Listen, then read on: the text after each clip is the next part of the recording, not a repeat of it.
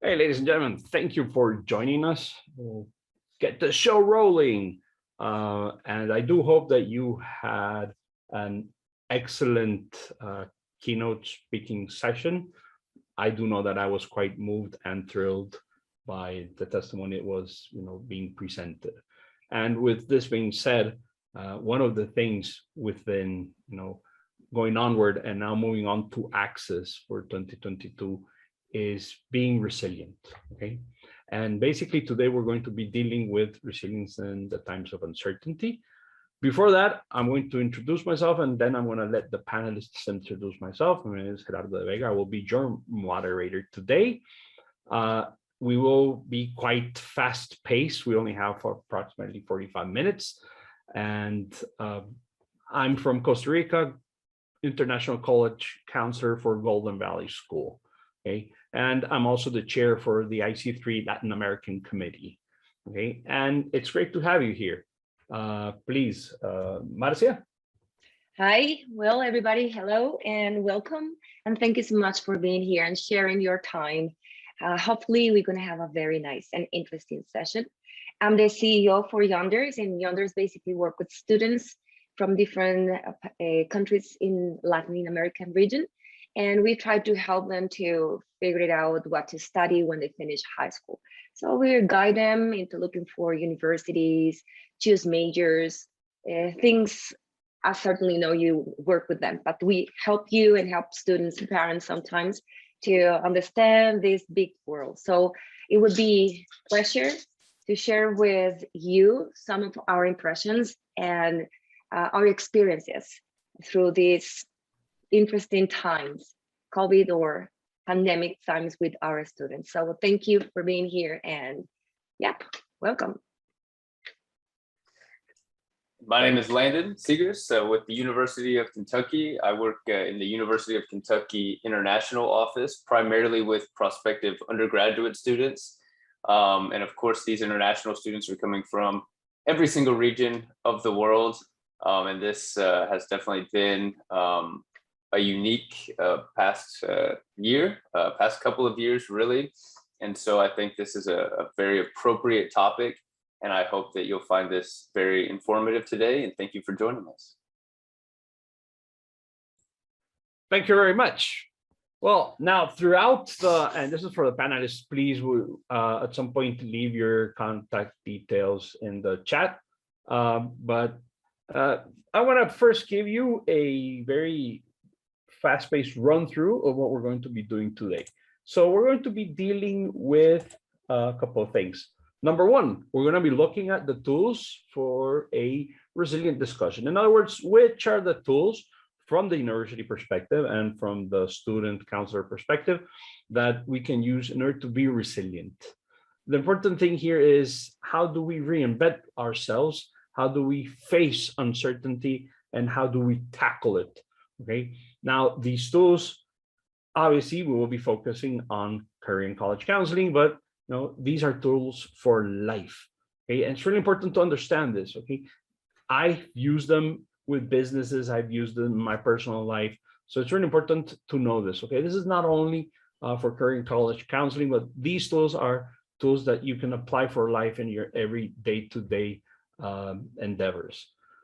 After talking about these tools, we're going to be looking at choosing majors. Now, how can these tools lead us on to choosing different majors, reinventing the typical medicine, engineering, but looking at what's out there, looking at the jobs of the future.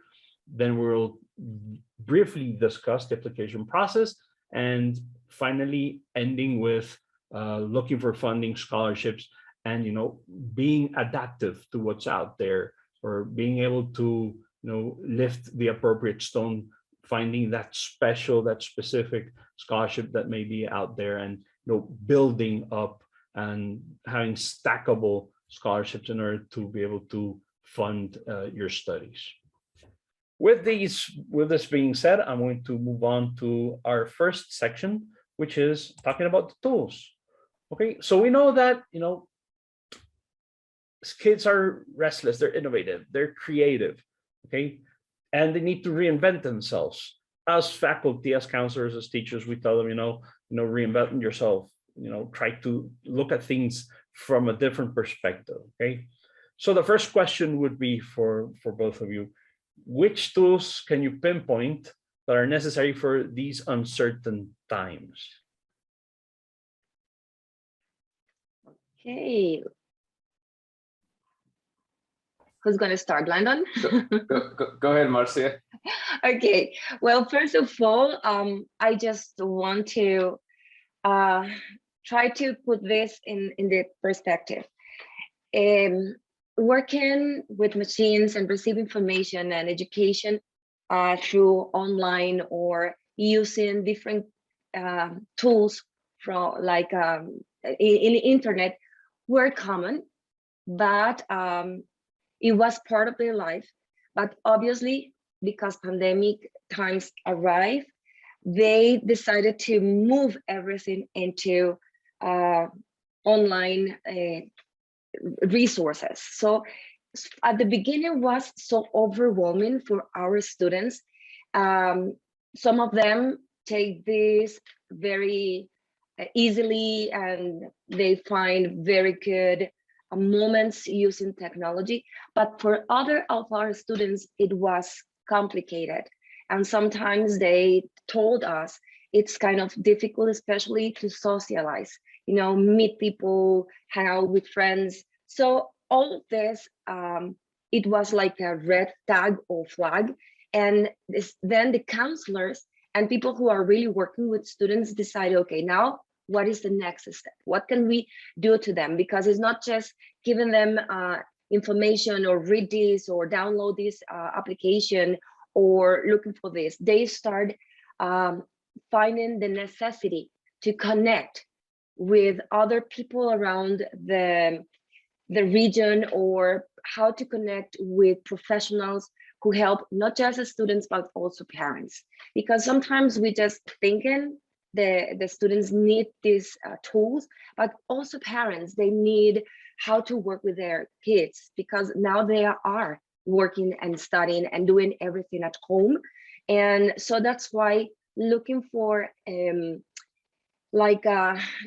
universities who giving presentations, not just to inform how to apply or inform how to look for majors, but also, okay, what are the important things that you need to know if you want to be sitting all day doing your study time, or if you are being at home, what kind of exercise you can do, how to work with different videos, or how you can do this program, or how can reach other technology that they can be more positive or comprehensive according to the time.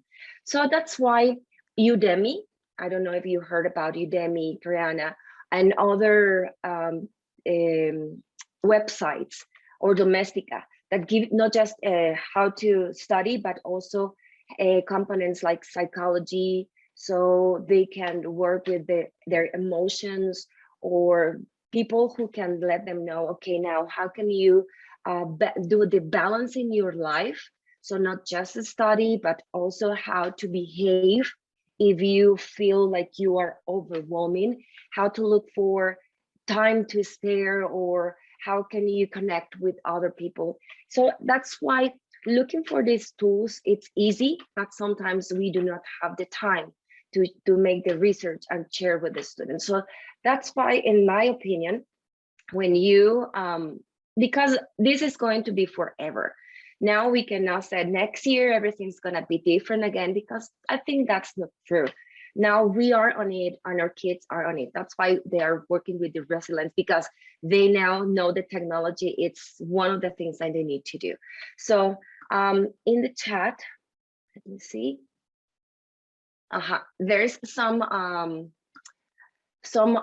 links that we share, so you can look for information. And especially my recommendation is always find a very good networking of support.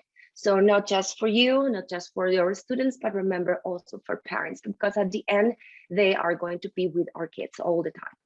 So that's few impressions that I can share with you.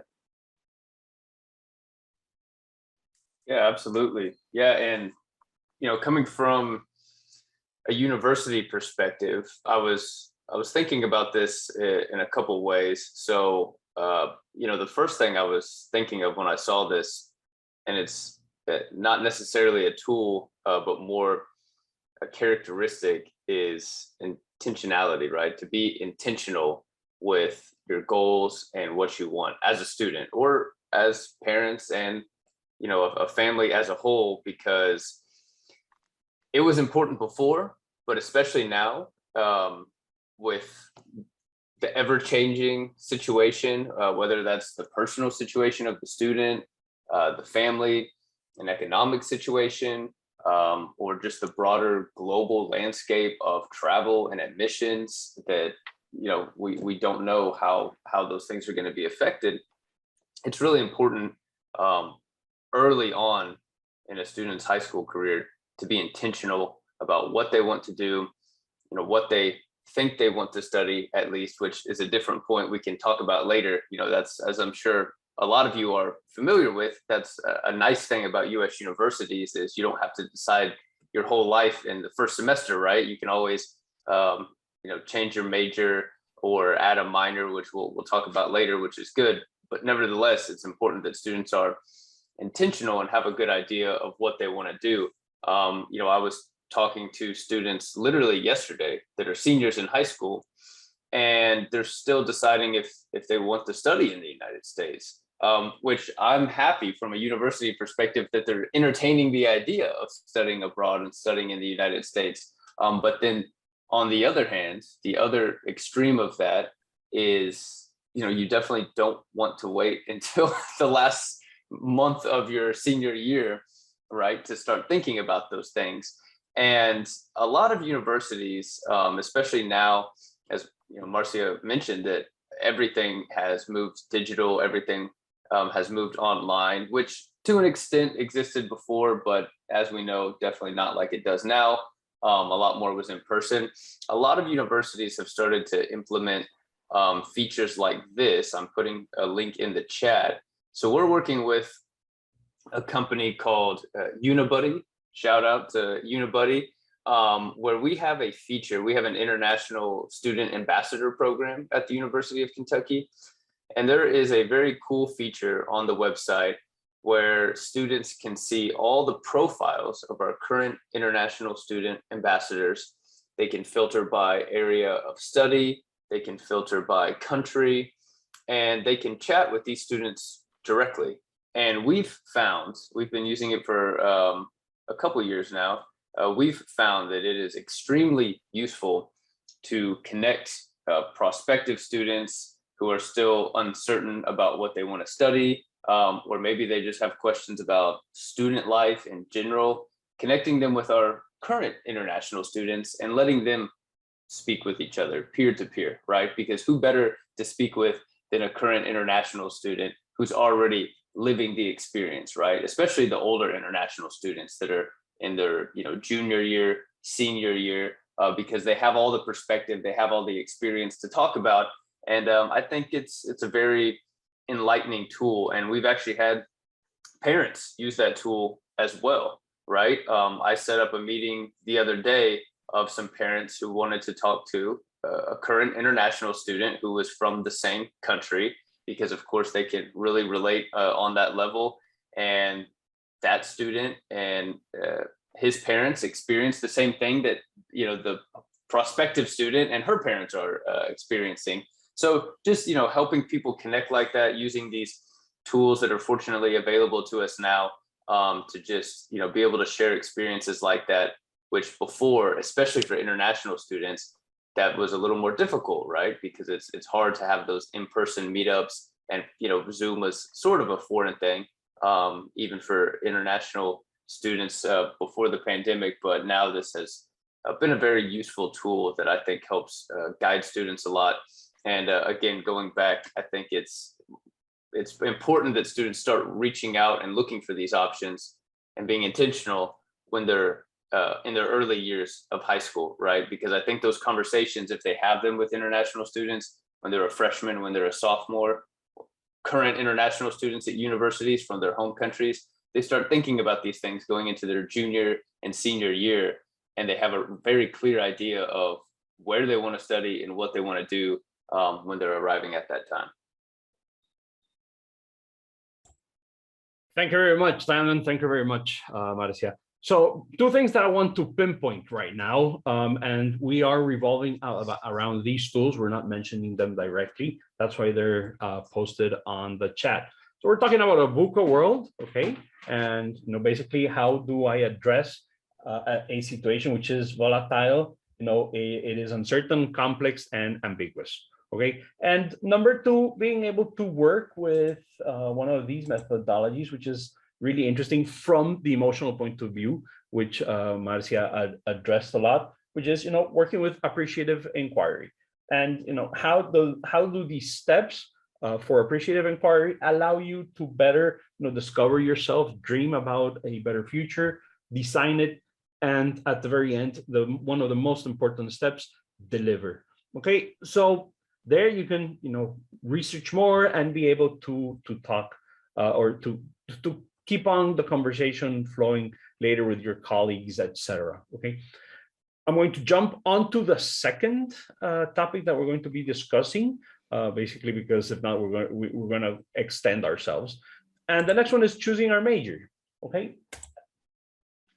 we know that the current educational landscape is full of constant expansion. There's a lot of technology, advances in global economic systems, markets carrying a new wave of interconnected students enjoying themselves and having access to all these different academic opportunities.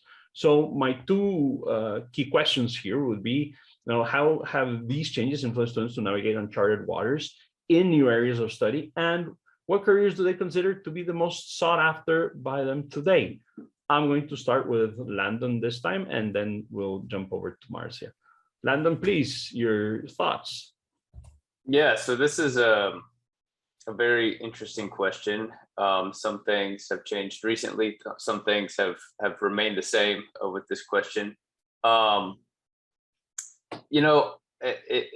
course, we've said this a million times, technology has advanced, probably 5 years in 1 year, right?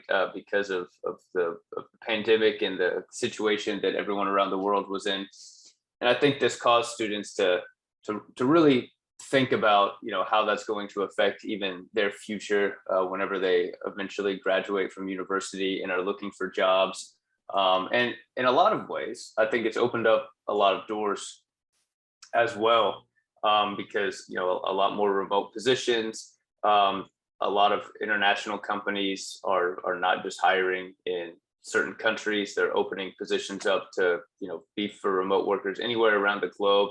I've actually seen a couple situations with our international students graduating that have obtained jobs like this, where they can work remotely, right? And even if they go back to their home countries, they can still maintain these jobs. So I think it's opened up opportunities in a lot of ways in that sense. So that's definitely one positive thing. With that being said, obviously, any jobs that have to do with technology, STEM jobs, computer science, engineering, still in extremely high demand. Just to give you an idea, sort of an inspiring story, one of our current international students from Nigeria, a computer engineering major, he is in his senior year right now.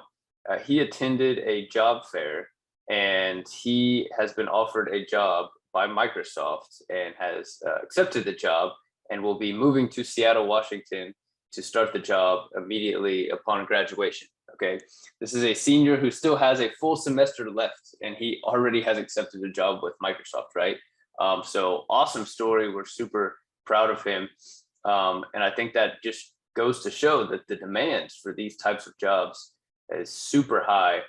And, an interesting exercise that I was talking to a couple of our international students about, the freshmen, so students that are in their first year, is whenever they were talking to me about, what they want to study. And again, I'm not the career counselor by any means. We have a wonderful career center at the University of Kentucky. But We have a lot of international students that we work with even after they arrive at the university through our international ambassador program. So I tend to have these conversations with students about majors and what they're studying, and a lot of them want to study different things. And an interesting exercise I did with a couple of them is I told them, go look at jobs posted right now online. Go to Indeed, go to all of these job search websites, and type in what you think you're interested in. You want to be a computer scientist, you want a job at this company or at that company. Go look up the names of those companies or the general job titles and see what pops up, and click on those, right? And look at the skills and look at the description that they are talking about in the posting, that the skills that they are asking for. And then look at your degree program and look at your education track at the university and see if that actually fits what you think you want to do after you graduate, right? Because a lot of times there's this disconnect where students, they think they want to study something, and then they realize once they start that first semester, second semester, oh wait, this isn't what I really want to do. And that's perfectly fine. That's what it's all about, right? But I think this is a super important exercise even for students to do when they're in high school, right? When they're in their senior year, because a lot of students, no matter how much we talk about it, and I say we as in, high school counselors, the university representatives, a lot of times until students are at that moment where they're making those decisions, it doesn't hit home, right? They don't really internalize it. And I think something about looking up those live job positions and reading about what these companies are actually looking for, what these positions are actually looking for, it helps them, going back to the previous slide, be more intentional about what they want to do, the programs they're looking for, and just maintaining that long-term goal. So that's just my 2 cents coming from the university perspective. Again, the beauty of US universities, at least, is you don't have to choose your major in the first semester. There's a lot of flexibility, but it's always good to be intentional about what you want to do. Marcia, I'll let you go ahead and comment. Thank you. Well, certainly that's exactly what happened, but I can go before that when they are in high school, actually, and they're asking me, Marcia, what can I study? Or I want to study biology and computer science. So they have these 2 interest areas, and they can study both, right? Because they have the knowledge, they can do it. They have the capability to do it. But sometimes what is my recommendation when these kids are really good into different areas and not just seeing them studying just one thing or traditional career or major, there exists a lot of possibilities to combine or study first some area and then specialize in another area. For example, I had a student who he really wanted to study computer science, major in 4 years, but he discovered this other area of like computer, cybersecurity, and then he decided to start with cybersecurity because what Landon said, he discovered it was a very high demand for companies to hire people in cybersecurity. So he decided to study that first and then continue with another engineering in computer. So that's the way that he combined both majors, but not just that. For example, I have students who want to study medicine, but they want to study something else according to technology. And it's possible. Now, these days, they can combine both interests. They can, for example, if they want to do like a programming different machines to do kind of surgeries, it's possible to study that. Meanwhile, they are studying medicine, or they can study something alternative. So sometimes, as Landon mentioned, it's important to seek what companies are requesting about jobs and everything, but also it's important to let them know, to explore about other opportunities or fields of study, and try to not think just in engineering or just in computer science or business or medicine, because it's the traditional way to think. So try to push them and explore different options or combining different majors, help them to understand better what do they want to do in the future. And well, because everything is in a click to know, I know many of our students try to do both things. I know it's too much, but it's interesting when they are deciding to take a pick of this or to study this. And in United States, that's exactly what Landon says. They do not need to start immediately with one career, but we know it's not exactly the same for the rest of the world. So push them or support them into explore alternatives, and also do workshops with parents. It helps students to understand or take the step to look for something different, because sometimes parents need to know this world is changing and changing too fast. So if the parents wants to have a lawyer at home, why do not? Okay, you can be a lawyer, but also if you want to explore this or other major, do it, because it's part of their lives now. So that's my perspective, and that this is the way that we try to encourage them to explore an alternative majors. Thank you very much. Appreciate it, guys. Okay, so we're going to move on. What I'm going to do, basically because of time constraints, so that we have a couple of minutes for Q&A, I'm going to just briefly ask the questions for the application process, but I'm going to move on to the scholarship one, which is more important. And I think that it is more insightful. I know that the application, as a counselor, the application process is very straightforward. It hasn't changed a lot. Most of the universities are going to be talking about a holistic approach, okay? But I do want to focus more on the funding part, okay? So for the application process, the only question was, what are the challenges that you consider to have overcome in terms of requires methods and effectiveness in the application process? And for the funding, we know that social norms, the pandemic has changed the family's economy. And it was mentioned in the keynote session, there is a global recession due to COVID. Okay, so as much as the students seek educational alternatives and are increasingly interested in new learning methods, we know that it would be difficult task if they do not have economic benefits adapted to their requirements. Okay, so first question, what new opportunities have you seen in the market for the students' interests? And have universities and institutions adapted to the new necessities? So guys, unfortunately, I want to give each one of you 5 minutes, please. So we have 5 minutes for Q&A. I'm going to start with Marcia.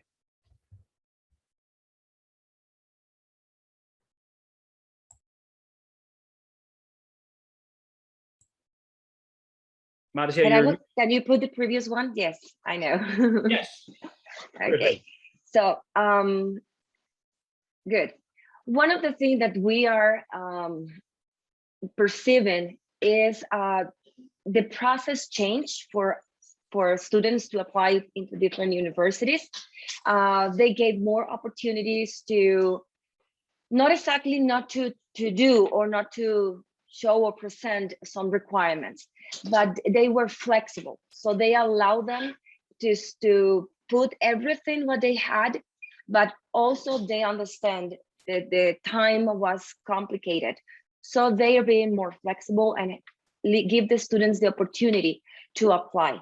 But what happened with the next generation means the ones who really been in pandemic times, for them were more tricky or more challenging, and not just because the requirements, but also because they face some economic challenge.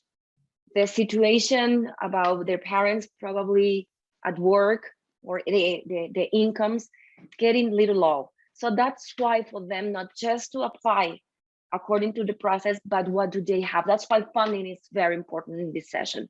So maybe they will not going to do the SATs or other tests that they require to do because they need to do it in presence, and do that it was not allowed. So that was fine. So the universities in general start doing a lot of process online, so they get easy, and probably they could start online sessions. So it helps also in about money, talking about money, because they save a lot of money, not just traveling or room and board. So that allowed the students not just apply, get into the university because they were more flexible according to the requirements, but also they can start studying, and maybe with a less income of money, because they do not need to travel, or they can save money, I don't know, taking other classes online or lessons, so they can be more accessible to this kind of classes, or get into the university. So that's it. Yeah, well, and I would say, from the university's perspective, as far as new opportunities, there's certainly no larger opportunity, in my opinion, than test optional, right? Because before, especially for international students, and this is more my personal opinion, but I feel that the SAT, the ACT restricted a lot of international students to their scholarship opportunities, right? As I'm sure many of you all know, a lot of international students across a lot of different regions of the world are not very familiar with these exams, and they do not have the resources at the high school level to, study for these exams diligently since the time they're a freshman in high school, right? And unfortunately, in the past, even if students had very good grades in high school, high GPAs, awesome, extracurricular resumes, they were still restricted for academic scholarships and sometimes other merit scholarships based on their SAT or ACT score. So now, with the University of Kentucky, for example, and many US universities, not only being test optional for admissions, but also test optional for scholarship consideration, I mean, that is a massive opportunity. And I think personally, it's one of the positive things that came out of the pandemic.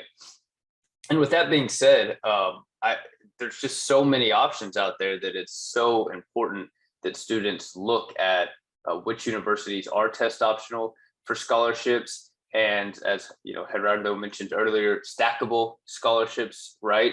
Because so to answer this question, the first and second part of it at the same time, I would say from the university side, that is one of the major adaptations that the university has made, is becoming test optional, right? For not only admissions, but for scholarship consideration, but also offering merit scholarships that are non-academic as well, and more